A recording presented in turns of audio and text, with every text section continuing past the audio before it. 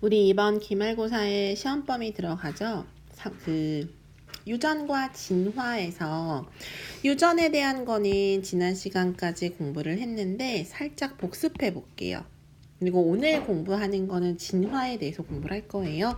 그럼 진화 들어가기 전에 복습을 해보면, 자, 유전이라고 하는 것은 어버이의 유전적인 형질이 자손에게 전달이 되어 나타나는 것까지를 포함하는 건데, 여러 가지 유전 용어에 대한 건 이미 했고, 그러면 두 가지로 크게 볼 수 있어. 이러한 유전을 연구한 사람이 누가 있다? 멘델이 있습니다. 자, 멘델의 유전 법칙이라고 해서 우리가 크게 몇 가지를 공부했죠? 두 가지를 공부를 했죠. 첫 번째 무슨 법칙? 분리 법칙. 그 다음에 멘델의 무슨 법칙까지? 독립법칙까지 공부를 했습니다.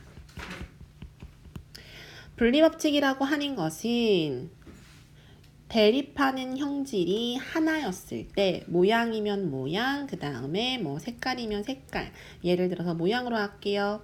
완두콩에 대한 얘기는 지난 시간에 했으니까 바로 들어갈게요. 둥근 완두콩과 주름진 완두콩을 타가수분했어. 처음에 순종이죠. 순종에 대립하는 두 완두콩을 타가수분해서 자손을 먼저 얻었더니 그 자손이 둥근 완두가 태어났어요. 그래서 우리가 둥근 모양을 주름진 모양에 대해서 무슨 성이라고 정했죠? 우성이라고 정했고, 잡종 1대에 나타나지 않았던 이 주름진 걸 열성이라고 했죠. 그럼 잡종 1대는 모양은 둥근 모양이 나왔지만 라지알과 스몰알이 섞였기 때문에 잡종 1대라고 했고, 이 잡종 1대를 자빌이라고 쓸게요. 잡종 1대를 자가수분해가지고 그 밑에 잡종 2대를 얻었더니, 네, 감사합니다. 잡종 2대에서 둥근 완두가 3가지, 그 다음에 마지막에 주름진 완두도 태어났어요. 그래서 그 유전자를 살펴봤더니 라지알, 라지알, 라지알, 스몰알, 라지알, 스몰알, 스몰알, 스몰알이 태어났지. 그래서 유전자와 그 다음에 형질, 유전자가 그 다음에 두 번째는 보이는 모양에 대한 형질이 분리되어서 나타난다라고 해서 분리법칙이라고 한다 그랬죠. 그래서 유전자의 비는 몇 대 몇 대 몇? 1대 2대 유전자의 비는 1대 2대 1로 라지알, 라지알 대 라지알, 스몰알 대 스몰알, 스몰알이 이렇게 나타나고, 그 다음에 모양에 대해서 둥근 모양 대 주름진 모양이 몇 대 몇이다? 3대 1로 나타나는 게 분리법칙. 자, 독립법칙은 다소 많아요. 독립법칙은 대립하는 형질이 두 개예요. 뭐하고 뭐에 대해서? 모양하고 그 다음에 색에 대해서. 자, 주름지고 그 다음에 둥글고. 첫 번째 모양에 대해서지. 근데 색깔에 대해서는 자, 둥글고 황색과 주름지고 주름지고 녹색을 뭐 했어? 타가수분 시켰어요. 그리고 각각의 유전자는 라지알, 라지알, 라지와이, 라지와이, 스몰알, 스몰알, 스몰와이, 스몰와이 타가수분 시켜가지고 잡종 1대를 얻었더니 얘하고 같은 게 나왔어. 바로 뭐가 나왔냐면 둥근 모양의 황색이 나왔습니다. 이게 잡종 1대였어요. 자빌이라고 쓸게요. 하지만 유전자는 라지알, 스몰알, 라지와이, 스몰와이니까 바로 잡종 1대고요. 근데 문제는 잡종 2대예요. 잡종 1대를 자가수분해서 잡종 2대를 얻었는데 잡종 1대가 만들 수 있는 생식세포의 종류가 몇 종류냐면요. 생식세포의 종류는 전체 4종류였죠. 어떻게? 라지알, 라지와이, 라지알, 스몰와이, 스몰알, 라지와이, 스몰알, 스몰와이 이렇게 해서 4종류이기 때문에 이 4개하고 다른 쪽에 4개가 만나서 전체 만드는 게 잡종 2대가 16가지입니다. 그 16가지가 어떻게 돼요? 둥글고 황색이 있고요. 둥글고 녹색이 있고요. 주름지고 황색이 있고 주름지고 녹색이 태어나지. 색깔 이제 집어넣어 드릴게요. 둥글고 황색, 그 다음에 주름지고 황색이 태어났고 둥글고 녹색, 주름지고 녹색이 태어났어. 근데 이 비가 몇 대 몇 대 몇이에요? 9대 3대 3대 1이다. 라고 하는 게 독립법칙이었고, 그 다음에 두 번째는 우리 계속 유전 들어가고 진화 들어갈게요. 복습하고 여기다가 자, 누구의 유전을 했냐면 앞에서는 완두콩 가지고 했었고 사람의 유전, 중간 유전은 지금 설명하지 않았어요. 굵직굵직한 것만 볼게요. 잘 가요. 네, 잘 가요. 자, 사람의 유전 연구는 어렵습니다. 하지만 유전 연구를 할 수 있는 방법 몇 가지에 대해서 공부를 했지. 그리고 이 사람의 유전이라고 하는 것도 누구의 법칙을 따르냐면요. 멘델의 법칙을 따라요. 그럼 멘델의 법칙을 따른다는 것은 뭐하고 뭐로 나누어질 수 있다는 얘기야? 우성이 있을 수 있고 그 다음에 뭐가 있을 수 있어? 열성이 있을 수 있습니다. 근데 사람은 성이 구분되죠. 남성과 여성으로 구분되기 때문에 첫 번째 성염색체상에서 유전이 되는 게 있고요. 성염색체 유전이 있어요. 남녀 구분 없어요. 공통으로 나타나요. 그 다음에 두 번째 뭐가 있지? 성염색체 유전이 있죠.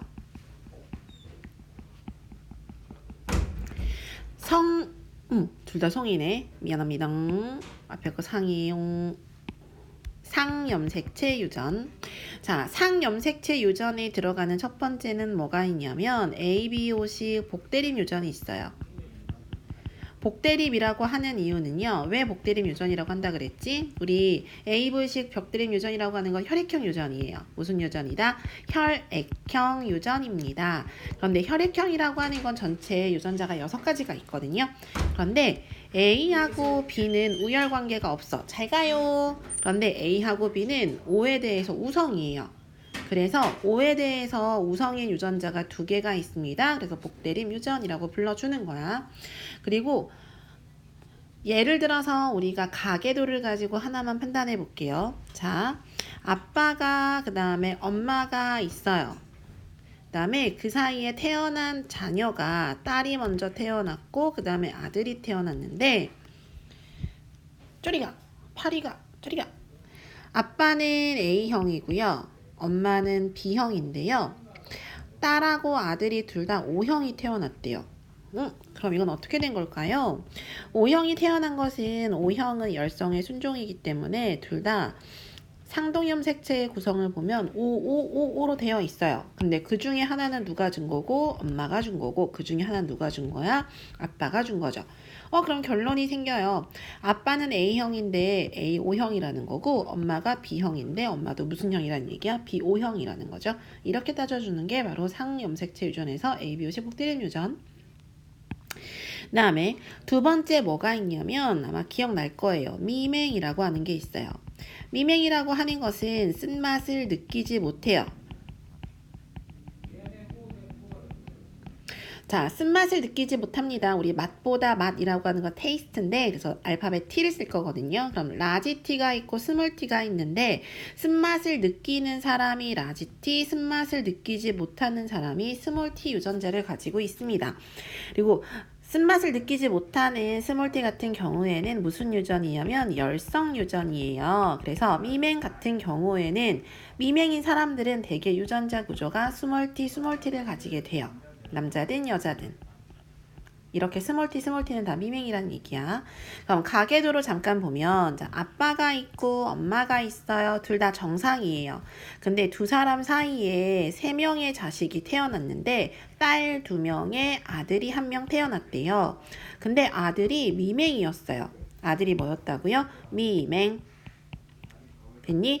그럼 미맹이라고 알려주게 되면 무조건 스몰 T예요. 근데 이거 하나 누가 줬어? 엄마가 줬고 이거 나머지 하나 누가 줬어? 아빠가 줬어. 그러면 엄마하고 아빠는 스몰 T를 가지고 있지만 정상이라고 했지. 그러면 이 두 분은 미맹 유전자를 가지고 있지만 우성인 라지 T, 스몰 T 정상이네요. 그런데 누나들을 볼게요. 누나들도 정상이에요. 그럼 누나들은 정상인데 가질 수 있는 유전자는 뭐하고 뭐 중에 라지 T이거나 혹은 라지 T, 스몰 T일 수 있죠? 알려주지 않는 한은 정확하게 알 수가 없다는 거지. 이게 바로 미명이고요. 그 다음에 두 번째 성염색체 유전 볼게요.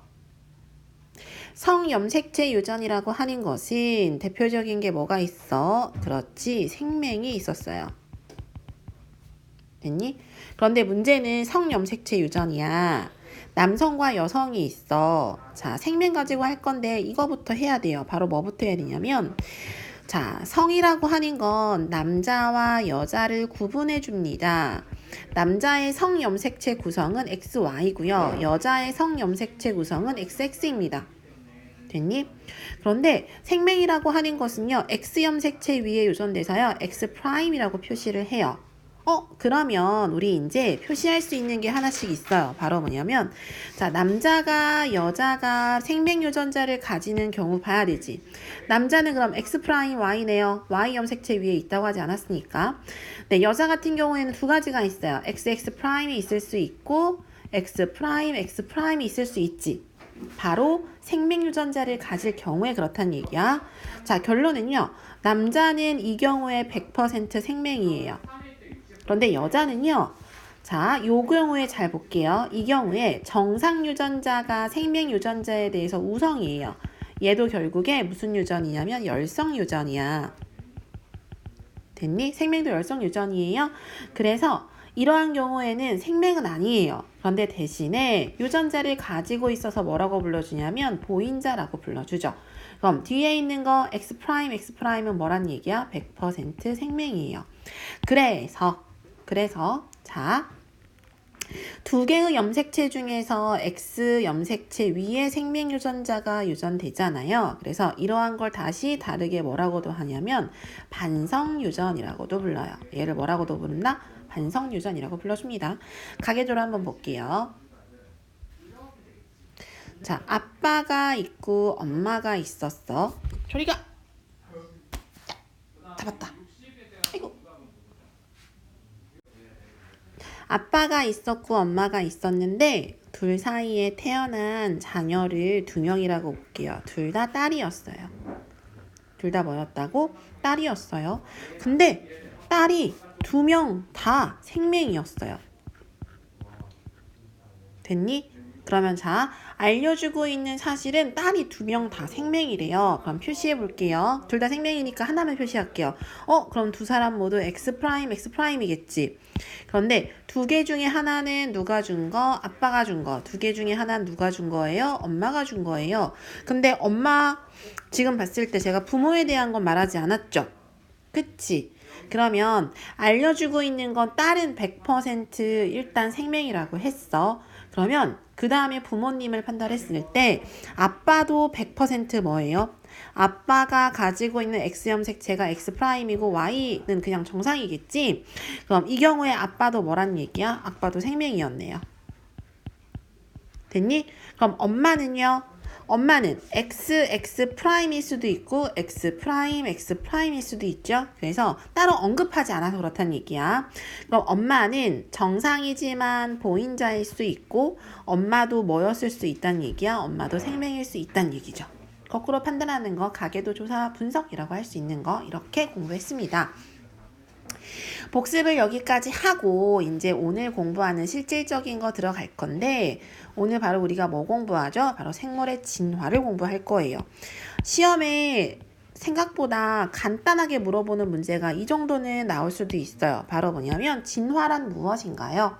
진화는요, 몇 개 중요한 단어가 있어. 오랜 시간. 이 오랜 시간은 우리가 상상하는 것보다 되게 긴 거야. 그래서 오랜 시간 동안, 오랜 세월 동안에 여러 세대를 거쳐야 돼요. 우리 사람 같은 경우는 한 세대가 30년이거든요. 그래서 여러 세대를 거치면서, 자, 오랜 시간 여러 세대를 뭐해서 거치면서, 지나면서 뭐 하는 거? 변하는 현상이에요. 자, 변하는 현상이라고 하는 것은 당연히 첫 번째 뭐가 변할까요? 그렇지, 모습이 변하겠죠. 겉보기에 다 안을 볼 수 없으니까. 근데 모습이 변했다라고 하는 건 결국 뭐가 바뀌었다는 거야? 유전자가 바뀌었다는 거야. 이것까지 포함하는 거지. 그래서 진화는 오랜 시간 여러 세대에 걸쳐 지나면서 변하는 현상을 진화라고 합니다. 그런데 우리가 진화에 대해서 알 수 있게 된 몇 가지 증거가 있어요. 그럼 어떻게 생물이 진화했을까? 그걸 연구하다 보니까 전체 알게 된 게 몇 가지가 있냐면 5가지 증거가 있거든요. 그래서 여기에서는 중요한 게 진화의 증거가 중요합니다. 자, 진화의 증거에는 몇 가지가 있다? 5가지가 있다. 오랜 시간이 걸쳐서 나타나는 현상이기 때문에 지금 살아있는 생물만 보고서는 너 진화했네 이렇게 말할 수 없어. 그럼 과거부터 지금까지 혹은 우리가 발달하는 과정에서 어떻게 되는지 혹은 다른 생물하고 우리가 같이 과정을 봤을 때 뭐가 비슷한지 뭐가 다른지 이런 걸 판단한다는 얘기야. 그럼 첫 번째 그 증거가 뭐냐면요. 화석상의 증거예요. 이게 가장 먼저 알게 됐다라고 해도 되나? 왜냐면은 이제 화석이라고 하는 걸 발견했는데 지금 오늘날의 생물하고 비슷한 것도 많이 있고 근데 그 모습을 보아하니 이렇게 변한 것 같고 라고 하는 거거든요. 자, 화석을 통해서 우리가 생김새 혹은 생활 방식, 서식 환경 같은 걸 알 수 있는데 이제 간단하게 외울 게 만약에 있다면 뭘 외우면 되냐면 화석상에 진화했다라고 알려주게 된 동물 중에 하나가 고래입니다. 뭐가 있다고요? 고래가 있어요. 이 고래는요, 이렇게 된 거예요. 원래 고래는 바닷속에 살잖아. 근데 원래 어디에서 살던? 육지에서 살던 포유류였어. 마치 뭐하고 비슷했냐면 멍멍이랑 비슷했어요. 잘 가, 유림. 자, 육지에서 살던 개하고 비슷했는데요. 이 개와 비슷했던 이 생물이 어디가에서 해안가에서 주로 살게 된 거야. 그러다가 이제 어떤 환경적 요인이 있었을 수 있겠죠. 근데 해안가에 살았다는 건 육지와 바다를 왔다 갔다 했겠지. 그런데 어느 순간부터 주로 이제 어디에서 살게 된 거야? 바다에서 살게 된 거야.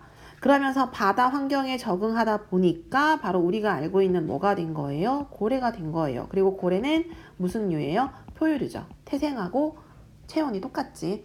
그래서 이렇게 된 게 바로 고래입니다. 그 다음에 두 번째는요. 뭐가 있냐면 말이 있어요. 말이라고 하는 건 지금 몸집이 커진 거야. 두 개의 공통점은 고래도 과거보다 지금 현재 몸집이 커진 거고 말 같은 경우에도 사실 육지에서 살고 있고요. 개하고 크기가 비슷했어요. 그런데 오히려 이때는 발가락이 태화되지 않았어. 발가락을 좀 더 다양하게 쓰고 있었어. 됐니? 그래서 발가락을 4개를 가지고 있었어요. 근데 점점 이 말이라고 하는 게 이제 힘이 세진 않았겠지. 근데 다른 이제 뭐라고 해야 되지? 그 잡아먹는 동물 있잖아. 포식동물이죠.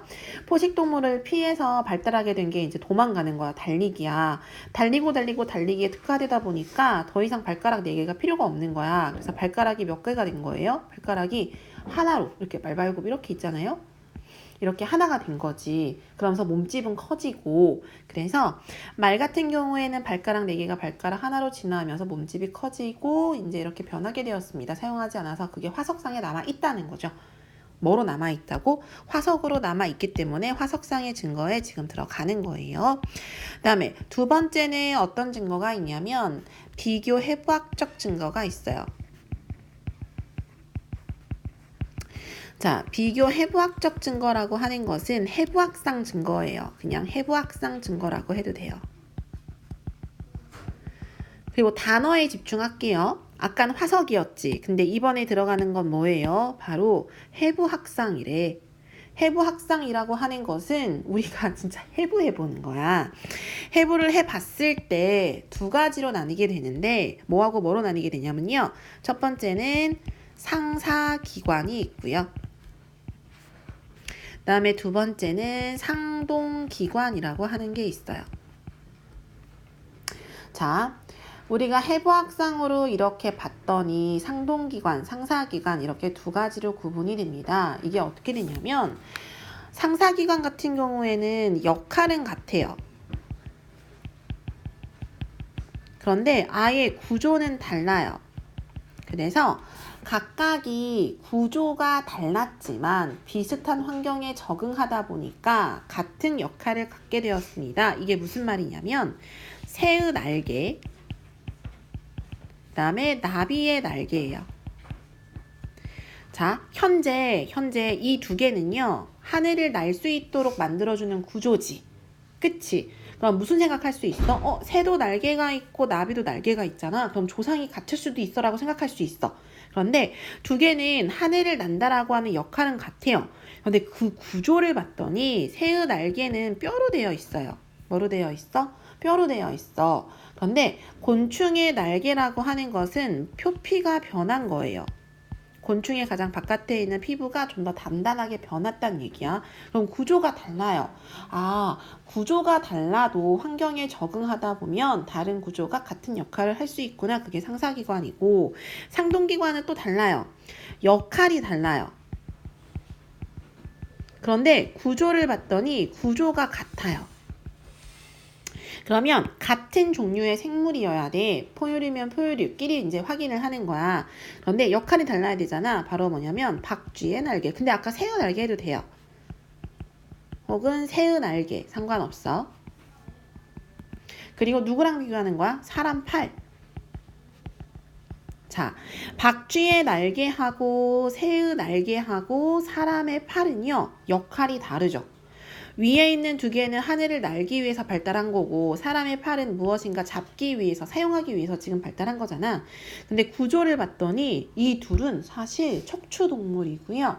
그 다음에 조상이 같을 수도 있는 거지. 왜? 뼈 구조를 다 앞에 가지고 있어서. 머리, 그 다음에 몸통, 다리 구조를 봤을 때 위치 자체가 머리에 가까우면서 둘 다 뭐하고 비슷한 거야? 팔과 비슷한 구조를 가지고 있는 거죠. 그게 바로 상동기관이에요. 그 다음에 여기에 이제 하나 더 들어가는 게 뭐가 있냐면 흔적기관이라고 하는 게 있어요. 흔적기관은요, 흔적만 남아있는 기관이다. 퇴화됐다는 거야. 가장 대표적인 게 두더지, 눈이에요. 두더지는 눈은 있어요. 근데 앞을 볼까 못 볼까? 보지 못하죠. 왜? 긴 세월 동안에 어디 속에서 땅 속에서 살았기 때문에 앞을 잘 볼 필요가 없는 거야. 그래서 이렇게 퇴화된 게 바로 흔적기관입니다. 그 다음에 사람의 동이근이라고 해서 귀를 움직이는 근육이거든요. 그런데 꼬리뼈, 사람도 꼬리뼈 있는 거 알죠? 이런 거는 퇴화됐습니다. 흔적만 남았습니다. 라고 하시는 거예요. 그 다음에 세 번째 자, 진화의 증거의 세 번째 증거가 뭐냐면 발생상의 증거예요. 발생학적 증거. 단어에 집중하면 쉽다 그랬잖아. 단어가 뭐야? 발생이야. 잘 가, 잘 가. 자, 발생이라고 하는 것은 우리 지난 학기에 배운 건데 발생이 뭐였어? 바로 수정란이 세포 분열을 거쳐서 완전한 뭐가 되는 과정이죠? 개체가 되는 거죠. 이렇게 수정란이 있었는데요. 그게 뭐가 되는 거예요? 이렇게 사람이 되는 거예요. 요 과정이 발생이에요. 그런데 척추동물이면서 척추동물만 말할게요. 척추동물에 속하는 이제 포유류 같은 경우에는 포유류가 아니어도 상관없어. 물고기도 상관없거든요. 근데 척추동물은요. 되게 발생 과정의 초기 과정이 비슷해요. 그래서 물고기도 수정란이 점점점 발달하다가 중간에 이렇게 물고기 새끼처럼 생긴 모습. 근데 사람도요. 사람이 저렇게 다 되기 전에 약간 물고기처럼 생긴 모습이 있고 그 다음에 돼지 혹은 닭도요. 중간에 이렇게 물고기처럼 생긴 모습이 있는 거야. 그래서 아가미 흔적 같은 게 있을 수 있다는 거지. 그래서 사람도 물고기 모양을 가질 때가 있고 다른 척추동물들의 발생 과정에서도 물고기 모양이 있었네요. 그럼 우리가 뭐라고 생각하는 거야? 아, 다 조금 멀리 가서 생각한다면 모든 척추동물들은 어디 속에서 바닷속 생물에서 그리고 육지 생물로 계속 진화되거나 바닷속 생물에서 바닷속 생물로 남아서 진화되거나 하였구나라고 알아볼 수 있다는 거지. 아가미 이렇게 한번 써놓을게요. 그 다음에 네 번째 증거는 뭐가 있냐면 지리상 증거예요. 안 돼, 싫어. 잠깐만. 지리상의 증거 할게요. 지리상의 증거는 이제 첫 번째는 이게 있어. 원래 비슷한 조상의 새에서 출발을 했거든요. 핀치새가 좀 많이 나와요. 핀치새, 뭐 참새 정도로 생각하면 돼. 그런데 이 핀치새가 특히 갈라파고스 군도에서 갈까만 쓸게요.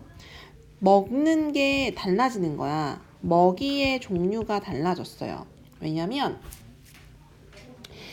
섬이 있는데 이 섬에서 다른 섬으로 날아가기가 쉽지가 않아. 핀치새는 굉장히 작은 새이기 때문에. 그런데 각각의 섬에서 먹는 먹이가 다른 거야.